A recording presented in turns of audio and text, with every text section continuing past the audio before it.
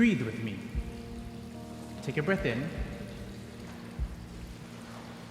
and a breath out. Our ability to breathe the air all around us shows us that we are living. We may be living, but are we alive? Are we truly alive? Have you ever thought about what it means to be alive? To know that you are alive? To really feel alive? When I was a child, living meant basically not being dead. Take a breath in, take a breath out, repeat over and over and over again. That's living. But as I aged, I grew. Not only in size, but I developed. In ways I experienced the various relationships of family and friendship and community. I became wiser in the ways I arrived at decisions and made choices. I broadened the ways I understood how the world worked around me, in all of its challenges, but also in its beauty.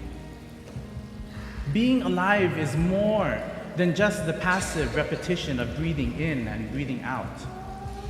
Being alive is more than some catchy hashtag we project to the world through social media, like hashtag living life, hashtag living the dream, or hashtag living my best life. Being alive doesn't mean having our lives together, neatly packaged. It doesn't mean that we're always going to be happy all the time. It doesn't mean that we'll be living our own personal Hallmark holiday movie.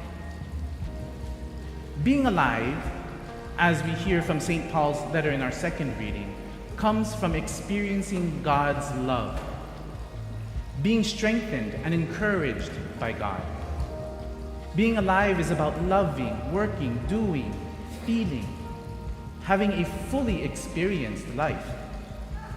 That means, and that includes, joy and disappointment, harmony and conflict, happiness and anguish.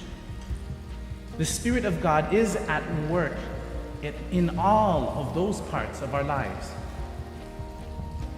So being alive is about taking the time to comfort and listen the cries of friends, the gift of forgiveness without counting the costs, to receive mercy without worrying if there's an ulterior motive behind it. To be truly alive is being Christ to one another and accompanying people for their healing after being hurt.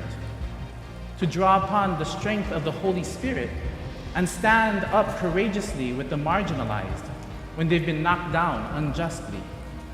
To speak with dignity when others are trying to drown out your voice. To emerge triumphantly from the corners people try to paint us into. Like how Jesus was tried to be painted into a corner by the Sadducees, who tried to trap him with a question about life after death. All this to say that being alive means being the persons that God created each and every one of us to be. To be truly alive is to experience the fruits of the Holy Spirit, for which we all long.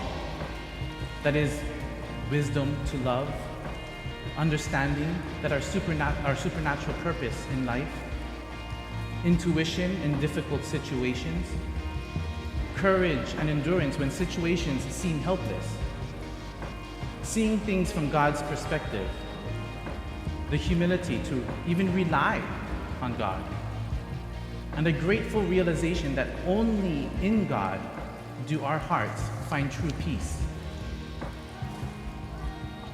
When we live into the fruits of the Holy Spirit, we live like the children of God that we are, the persons God created us to be. Like Luke's gospel today tells us that God is not the God of the dead, but of the living. And when we live like God's children, we are truly alive.